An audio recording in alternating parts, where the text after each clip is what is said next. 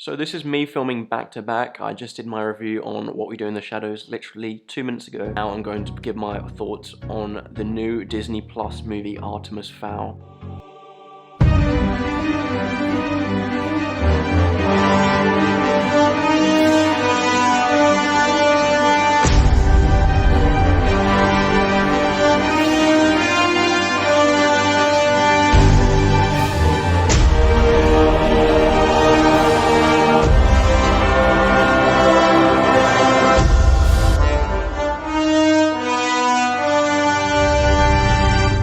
Artemis Fowl is a 12-year-old genius and descendant of a long line of criminal masterminds. He suits himself in a battle against a race of underground fairies who may be behind his father's disappearance. And just for context, it is based on the early 2000s sci-fi book series by Ewan Colfer. This film has been in the making for a very long time. There was talks of having a film out in the early 2000s when the first book was released, but there was just production problems and now they've had it made by now. But anyways, let me get into my pros. So I hope you enjoyed those pros. I'm now moving on to the cons. First of all, there's going to be a lot in this. As you can tell, there's no pros, but there's a lot of cons. So this movie is very bland and the plot literally feels empty. Pretty much about 10 years too late. You know, if they hadn't got this film done by the time they originally planned, I don't think they should have done it at all. Because, you know, there was a lot of hype around the Percy Jackson movies about 10 years ago. And even though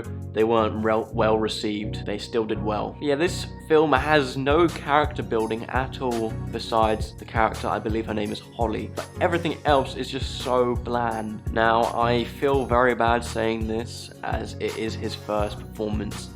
And I can't talk. I've been in a few plays before and not done well. I can't give a performance to save my life and have been shouted out by the teacher many times for that.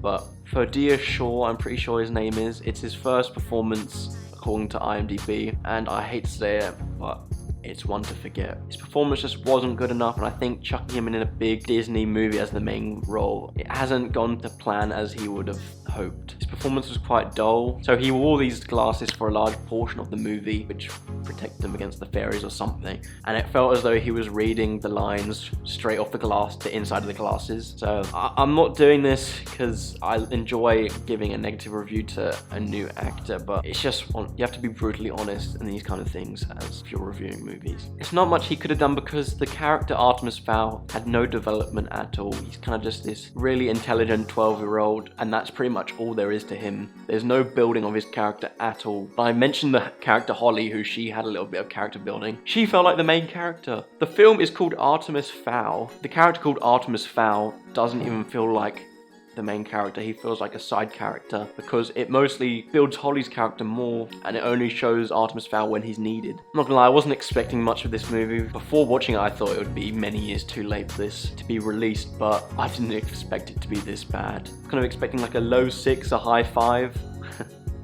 but you'll see my rating how it didn't match that. Now, when I was younger, I saw this book a lot of times in the library. I never picked it up to read it. Not because I thought it looked bad, I actually thought it looked kind of cool as a young kid, but I just never got around to reading it. But apparently, it is not like the book at all, and therefore, book lovers of this franchise probably will hate this movie.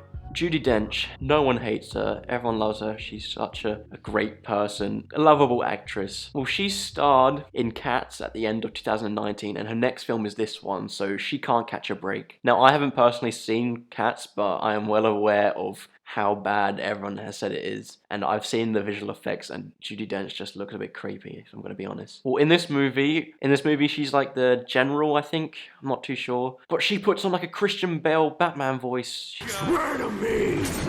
She's, through the whole film, she's like, yeah.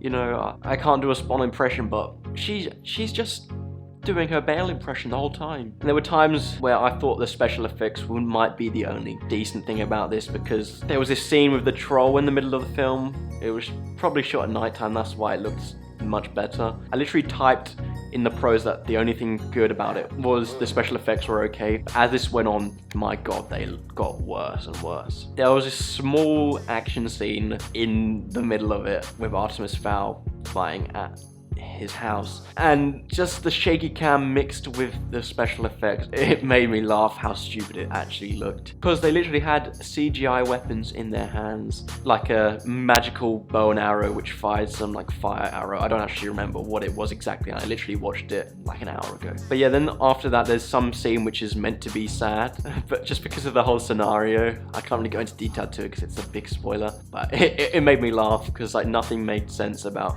how it looked. But you probably not going to make sense because I can't give too much detail. Even if you have seen it, me trying to cover up the spoiler doesn't even make sense either, so let's just move on to the next bit. There's this kind of darker villain in the background called Opal, who establishes themselves as like the big villain kind of, but they stay in the same place the whole time. I'm assuming they were kind of intended for like a sequel or a franchise, but no way in heaven this is getting a sequel. So in the end they're kind of just a bit useless. I actually like Colin Farrell, and he was not in this movie much at all, which kind of feels like a waste. I saw in Chris Stuckman's review that he said that apparently Colin Farrell only shot his scenes for 3 days and that was everything done for him, and it just kind of sums it up. I think he's a fairly good actor, but he hasn't been in too many good things that I've seen, so a bit of a waste in my opinion. And to cap off these cons, there's no way in heaven that this should be this bad of a movie. Kenneth Branagh is directing it, big name director, and it has a budget of about 125 million US dollars, so no excuses, get in the bin. So that was kind of my review on Artemis Fowl. Don't watch this. Even if you're a book fan, you're gonna hate it. I'm not a book fan, I haven't read the books, but you're gonna hate it. Don't watch it, I don't recommend it at all, even if you're a book fan, no. For me, this gets a 3 out of 10. I don't hand out that rating too many times, but this is an awful film. No excuses, because it had a big budget. I'm gonna say it lacked potential considering it's such late to the kind of book craze of the early 2000s. Thank you for watching my review. Let me know in the comments what you thought of Artemis Fowl. I can't imagine there being too many positive reviews on it. I'm pretty sure it currently has a 13% on Rotten Tomatoes. So yeah, if you comment, I'll make sure to reply with it and I'll start a nice conversation. I'd really appreciate if you subscribed and liked the video, and I'll see you in my next review.